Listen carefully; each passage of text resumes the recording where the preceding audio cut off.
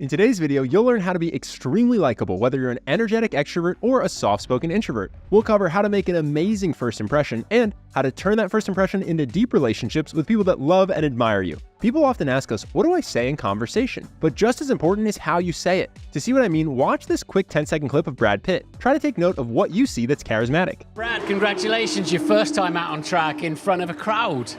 Yeah, I'm a little giddy right now, I gotta say.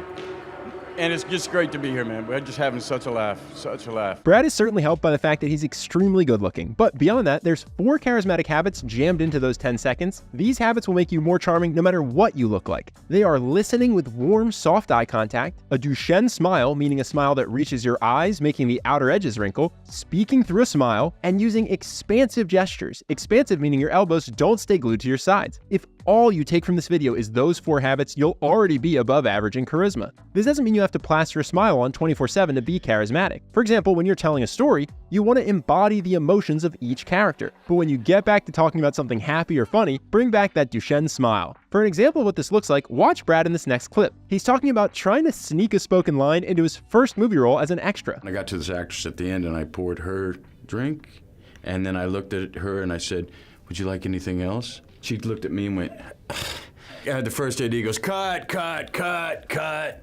And he came over to me and said, "You do that again, you're off the set." And I was like, oh man. Now let's talk about something that a lot of people struggle with. How do you captivate people so that they really want to hear what you have to say? One way is with a pre-story laugh. This signals that what you're about to say is funny. Tarantino's different. Tarantino, me, who's never done Shakespeare. This has to be genuine, otherwise you risk coming off very weird. So the easiest way to do this is to tell stories you genuinely find funny. Then you don't have to force a laugh, you just have to allow the laugh that naturally comes up when you think of your story. If that's not something you think you can do well, there's another way you can get people interested in what you have to say. Use a one-line hook. An intro sentence that hints that you're about to share something very interesting. You were talking about NYU, your time at NYU. Yeah. This is my favorite Adam Sandler story. Tweaking that slightly to make it more universally applicable, one hook you can use often is, "This is one of my favorite stories." If you don't like that one, there's a second hook you can use, this time from Leonardo DiCaprio. Scorsese actually said to me, "Look, I'm not sure how Daniel feels, if he's ready to work or not. You know, you're another actor. You should, have a conversation with him and suss it out." And I'll never forget, meeting him in New York. I went to his brownstone, sort of knocked on the door. That phrase, "I'll never forget," is a powerful way to introduce a story. It implies that what you're about to share had a big emotional impact on you. Now, everything so far will help you make a great first impression. These next 2 habits will help you take that first impression from, "Oh, I like this person," to, "Oh, I really like this person." The first habit that does this is making someone feel good around you. Maya Angelou said it best: "People will forget what you said, but people will never forget how you made them feel." People love to feel seen and appreciated, especially once they've decided they like you. One of the easiest ways to do this is simply by laughing when someone makes a joke. Brad does this even when he's not supposed to, like when his co-star is ad-libbing in a scene. You shot me. I shoot a You lot shot of me people. twice. Well, you also have a shootable face. You shot me. I shoot a You lot shot of me people. twice. I should have done a third. I'm so sorry. Your goal here is not to fake laugh. It's to laugh freely when you do find something funny, instead of holding in your laugh like most people do, limiting it to a quick chuckle or even just an exhale. If you struggle to laugh when you're in conversation, that's okay. Laughing is a habit that gets easier the more you do it. So a good practice is to watch something you know will make you laugh right before you go out. This will prime you to be in a better mood to laugh. You can take this connection builder to the next level by adding in a light platonic touch and a compliment. What did you get paid for that? I don't know, but I got flipped off a lot. So the bird got the bird? The bird. Yeah. This is why you got the show. See, that's how I do it. On the topic of compliments, there's a big mistake a lot of people make here. It's selective kindness. Only being kind to certain people, like your boss or the person you're attracted to in a group. This comes off as manipulative. You want to be universally kind, especially to people that most people ignore, like receptionists, servers, or in Brad's case, translators. The best, right? I keep forgetting to give short answers, and I give these long, winding, babbling answers. 長すぎたねって今言うことです。 Doesn't. It's very good. 同士でサポートし合いながら撮影を進めていきました。 Wow. I think we need to have a little hand for our translators. That was impressive.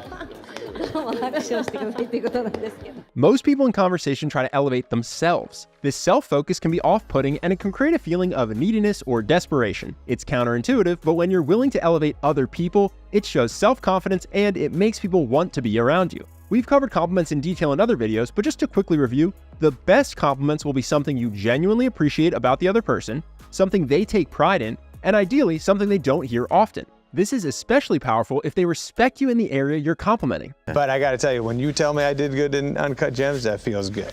I can sit in that a little bit. I'm like, because I've what you've been doing over so many years and crushing for so long.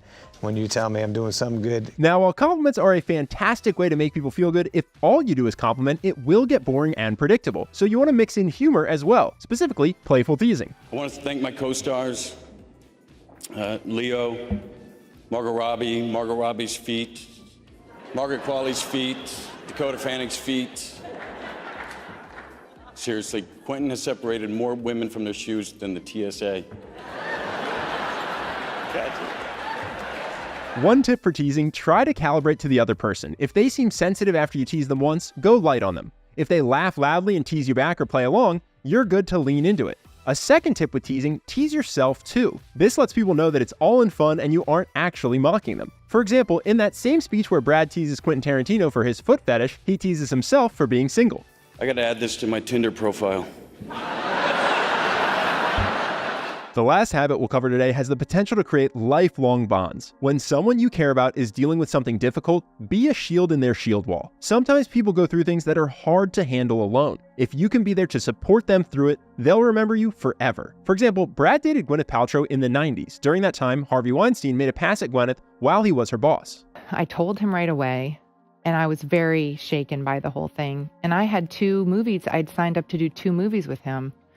Were you afraid that the movies would be canceled? Or I you would was be afraid. Yeah. When this happened, Harvey was one of the most powerful people in Hollywood. His influence was bigger than any actor, even Brad Pitt. But listen to what Brad did the next time he was in the same room as Harvey. And Harvey was there, and Brad Pitt, it was like the equivalent of throwing him against the wall, you know, energetically. He said, if you ever make her feel uncomfortable again, I'll kill you, or something like that. Brad was there for Gwyneth when she needed someone to help her. And you can see how much it moves her emotionally even 20 years later. He leveraged his fame and power to protect me at a time when I didn't have fame or power yet. Right. Wow. It moves you. Yeah. It was fantastic. Good for him. Yeah, he's a good person.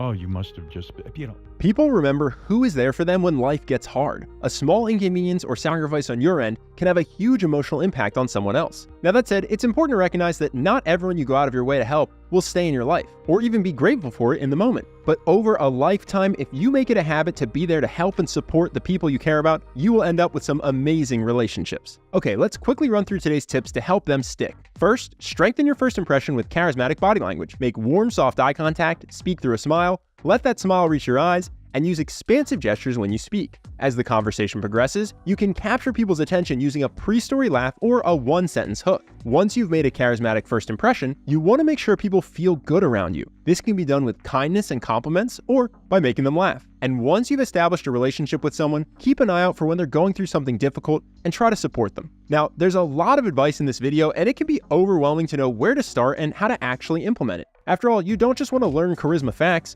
you want to live it. That's why we made our 30-day program, Charisma University.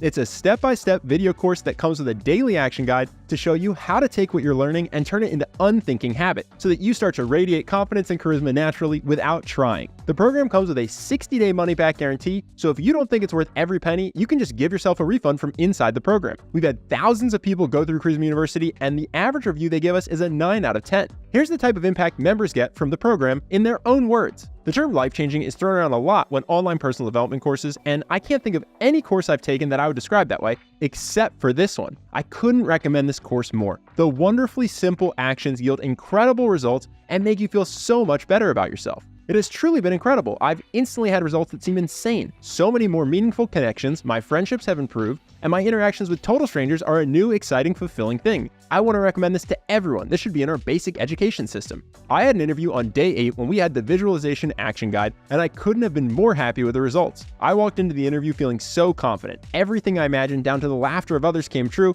and I got the job on the first interview. If you want to learn more about Charisma University, you can click the link on screen now or in the description below. Either way, I hope you enjoyed today's video, and I'll see you in the next one.